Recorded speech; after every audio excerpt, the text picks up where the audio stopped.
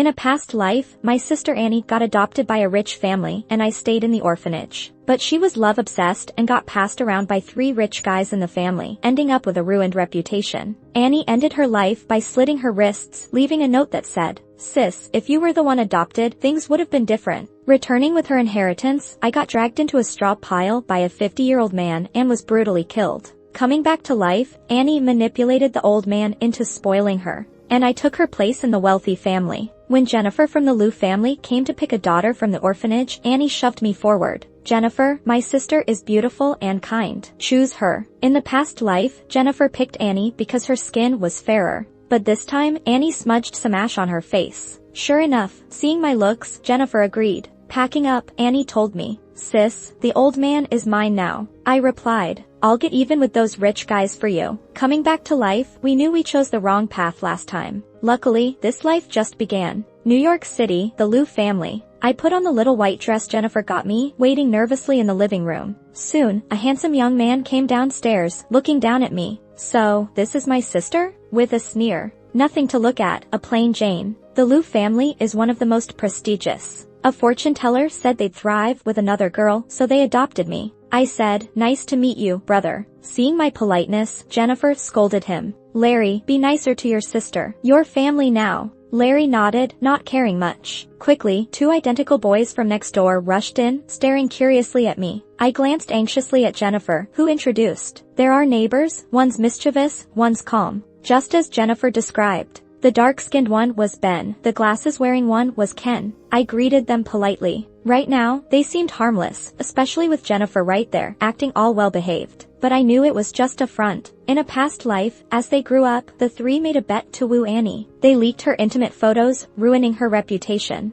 This time, with me here, things are different. The Liu family isn't like the tough conditions at the orphanage. Allowance in 6 figures, luxury cars for outings, seasonal designer clothes delivered on time. Back at the orphanage, buying practice books meant saving and skimping. But at the Liu family, they invested in my education. I smoothly advanced to high school, leading in grades. Yet, not everyone liked me. Entering the classroom, I found my homework ripped to shreds. My face fell. Waving the practice book from the podium, I asked, "Who did this?" Silence. No one confessed. I sneered inwardly. Since high school started, some would try these petty schemes, buzzing like flies. I said, "If you don't admit it, don't blame me when I find out." I stepped off the podium. A few girls sneered behind me. Who does she think she is? Acting all high and mighty, serves her right to get her homework ripped. But by afternoon, the girl who cursed me the most was dragged in front of me by Ben. Ben said, "Check the cameras, it's her." The girl lost her bravado, trembling. "Ben, sorry, I lost my mind, shouldn't have torn Betty's work." I said, "You tore my homework, why apologize to him?"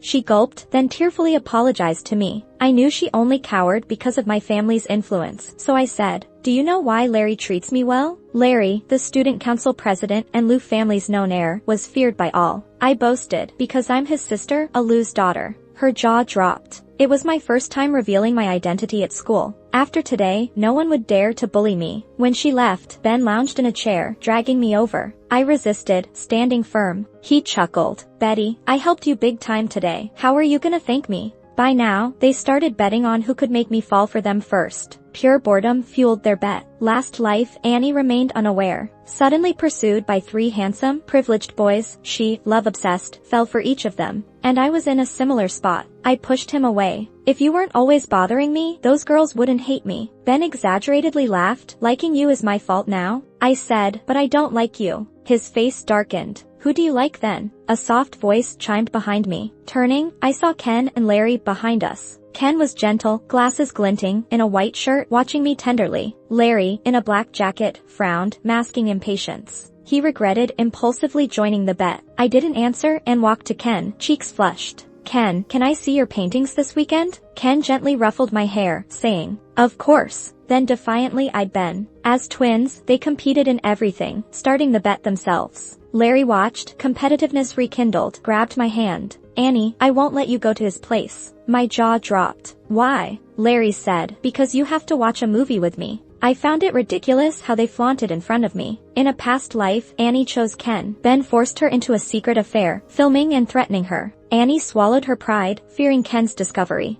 Larry observed, joined for kicks. My sister constantly faced their admirers' hostility. When exposed, it became the elite's biggest scandal, and her adoptive parents ousted Annie. On Ken's wedding day, Annie ended her life. What did Annie do wrong? Heaven gifted her a path to wealth, but she was played by 3 jerks' whims. I asked for leave from my adoptive parents to visit the orphanage. They agreed. Arriving, I found Annie crouched, stick in hand, cleaning her teeth. The pose unladylike. I couldn't help but laugh. Walked over. Annie, I'm back. She brightened seeing me, but said, oh, mingling with the rich and finally remembering us? Where were you before? She frowned, looking all disgusted, but didn't pull her hand away from mine. Seeing the bruises on her, my face changed. Did someone bully you? She said proudly. I fight back harder. Here in this orphanage, no one dares to mess with me. I lowered my head a bit, couldn't help but laugh. Yeah, Annie's always been feisty, always the one in control. Not like me, quiet and scared, just surviving in the orphanage by keeping my head down.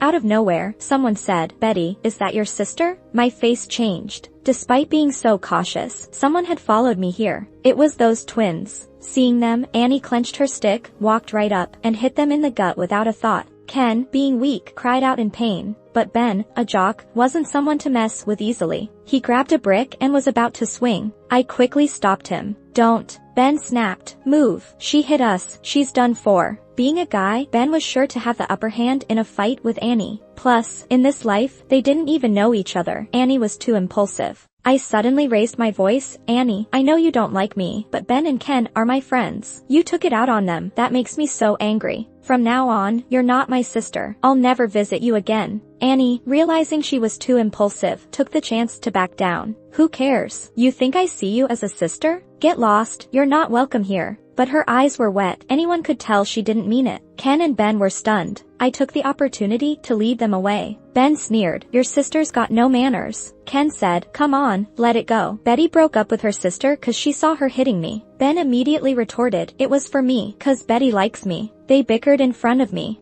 I suddenly saw an old man who tormented me in the past emerge from a corner. His left arm in a sling, clearly in pain, crying as he walked. I'd heard he got jumped in the night, bagged and beaten, his arm broken. No CCTV, washed away by rain, no way to report it. I remembered Annie had said, what's the fun ending it quick? Gotta take it slow and make him suffer. Soon, it was time for the annual sports meet and arts festival at school. I told the weak Ken, girls like sporty guys. You keep saying you like me, but will you run the 1,500 meters for me? Then I turned to the talentless Ben. Ben, if you win first place in the arts festival, I'll be with you. How about that? Ben said, that's it? I said, Ken's won national prizes for his art. Why do you think you can beat him? When the sports began, both Ben and Ken entered the 1,500 meters. In the last lap, Ken fainted. As his brother, Ben should have dropped everything to check on him. But with me watching, Ben pushed through and won first place. Meanwhile, at the Arts Fest, Ben's awful painting somehow beat Ken's painting, one he'd spent 3 months perfecting. It was easy. Ben really wanted me, so he bribed the judges, snagged the art prize easily. In the infirmary, the just awakened Ken looked pale.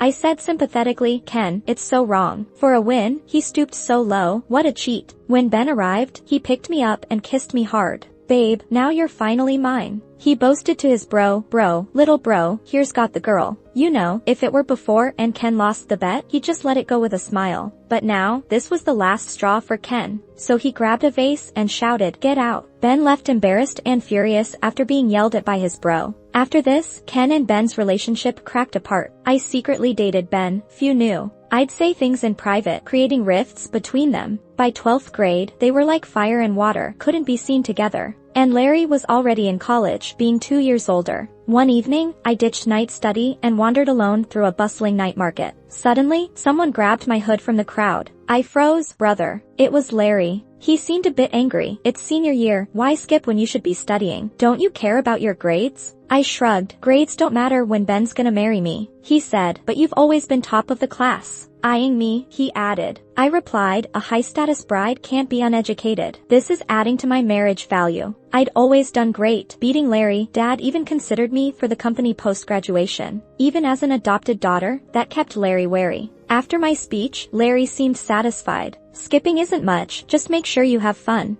Then Larry took me through the whole night market. Under glittering lights, I bumped into a girl in a ghost mask. She cursed, watch where you're going, and darted off. I picked up the flower bracelet she dropped, putting it on my wrist. Larry frowned, offering to get me a new one. I shook my head. Waste not, want not. At the temple, I got 2 protection amulets. Larry asked about the missing one. I said it got lost. Under a locust tree, the ghost-masked girl grabbed the amulet dangling from a branch. After exams, I left the hall. Ben hugged me, saying it was time to celebrate. At the biggest KTV, we caught Ken kissing a girl. I froze. Because the girl looked like me, even wore identical clothes. Ever since I got with Ben, Ken's partners always resembled me. Rumors flew that Ken made them mimic me, acting as my stand-in. Holding Ben's arm, I pleaded, forget it, let's just go. But as Ken's behavior got more outrageous, Ben couldn't take it, pulled Ken away and punched him. Ken said, "What's your deal?" Ben cursed. "You sicko, you got your reasons, huh?" Ken smirked, "Sick? You're no saint." Then the brothers fought hard.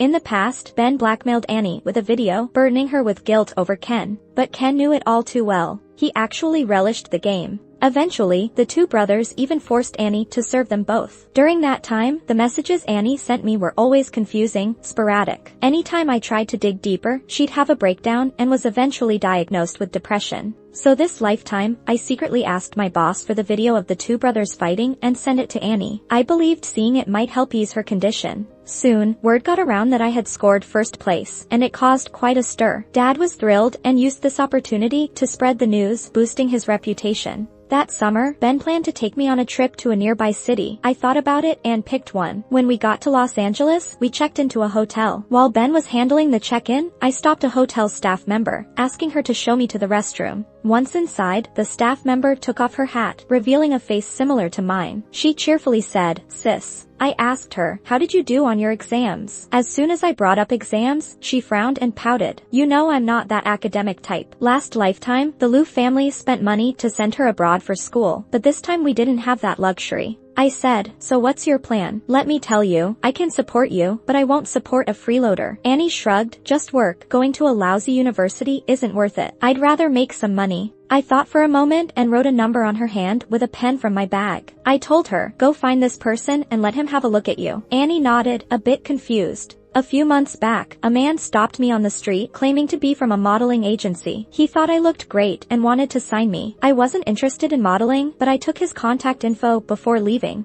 Annie resembles me and has a good physique. Plus, she's been in the real world long enough to handle situations. Giving her this number could be her opportunity for a breakthrough. When I got back to the front desk, Ben asked why I took so long. I brushed it off casually. I noticed he had booked just one room, and my eyes flickered, but I went in with him anyway. After showering, Ben got into bed and cuddled me, kissing me gently. But eventually, I couldn't help but let out a sob. Ben paused and asked, "What's wrong?" With reddened eyes, I said, "Ben, are you genuinely good to me?" He replied, "Of course, Betty. You're the only one for me." I asked, "Can you respect my wishes? I'm traditional. I want to save my first time for marriage." Hearing this, his eyes softened, and he gently touched my hair. "You're a good girl, different from those other women." So he held back his desires and went for a cold shower. I chuckled internally. By this point, Ben had already been with other women several times. I just didn't want him to touch me because I found it dirty. Ben taking me on a trip was obviously something Ken heard about. Once I got home, Ken broke the window and climbed through, pinning me to the table. My hands were pinned above my head as his eyes, red with jealousy, bore into me. With a firm grip on my chin, he dangerously asked, "Did he touch you? Speak up." I wore a humiliated expression. "Why should I tell you? I've agreed to marry him. I'm eventually going to be his." Ken might not really like me, he was just used to competing with his brother, and since I was committed to Ben, he couldn't stand it. During our struggle, the red marks on my neck became visible. Ken was thunderstruck. Jealousy and possessiveness drove him mad, and he kissed me fiercely. Once the kiss ended, I wilted in his arms like a withered flower, filled with deep shame as I repeatedly wiped my mouth.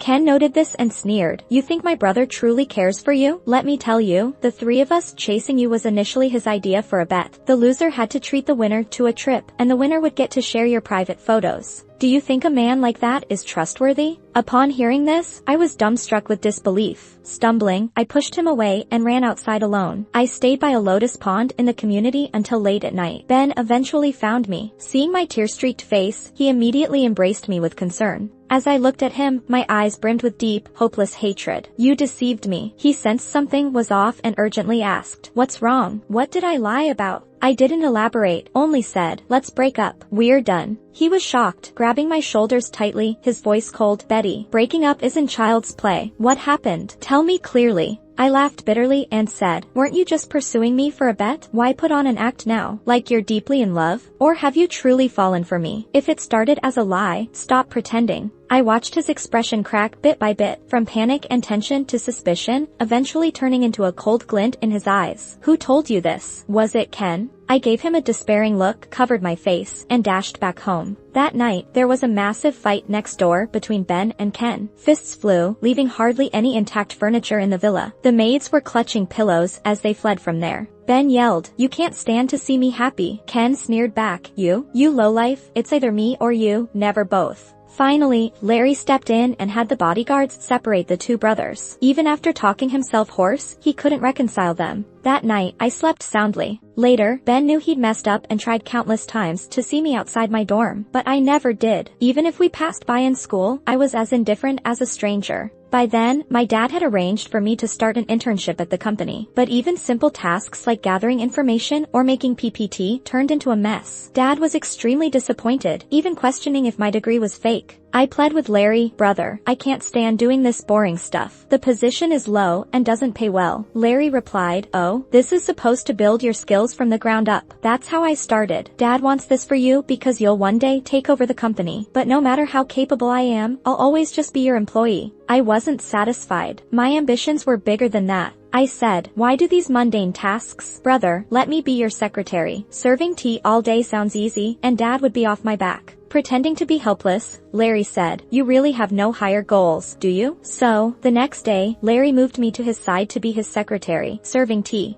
Though it seemed like the most laid-back position, with just 5 secretaries, it was always busy. Plus, I didn't act like a spoiled rich girl, so whenever there were issues, they'd ask for my help. Just like that, I began directly interacting with key clients and understood exactly what Larry, the manager, was up to each day. It was way more efficient than slogging through the ground level. The best part, Larry either didn't realize or he underestimated me because he thought I was clueless. It was perfect for me. Meanwhile, half a year later, Annie made a splash in the modeling world. A year and a half after that, YSL hired her as the opening model for one of their shows. She rocked a suit and gold-rimmed glasses with a disheveled look that went viral on all platforms. Everybody said she was the perfect model for YSL. At the same time, our company needed a spokesperson, and I handed my dad Annie's modeling card. He seemed pretty pleased. The day Annie agreed to be our spokesperson, we hit a private club for a party. Annie wrapped her arm around my neck, laughing. Sis, my appearance fee is $50,000 a minute now. Should I cut Lou family a deal because of you? I teased. Life's tough under Larry. Finally got a chance. You better make me a ton, hopefully even peel off Larry's skin. Annie laughed hard, lifted her champagne, and clinked glasses with me. A waiter caught sight of Annie and after a few glances, got up the courage to ask her for an autograph, all excited and nervous. After the waiter left, Annie looked a bit lost. Sis, I'm still not used to all this love from people. Do I really deserve it? In my past life, people called me a homewrecker and worse. I didn't even get into college this life, and all this feels like a dream. I hugged Annie, stroked her cheek. Hey, you've been through so much and stayed true, still the little girl I know. Of course, you deserve it. I'll always be with you. Her face flushed from the drink, she giggled in my arms. Sis, you're my confidant. Thank heavens for you. Before it all wrapped up, Annie struck poses under the photographer's guidance. I smoothed my hair, ready to step forward, but someone blocked me at the corner.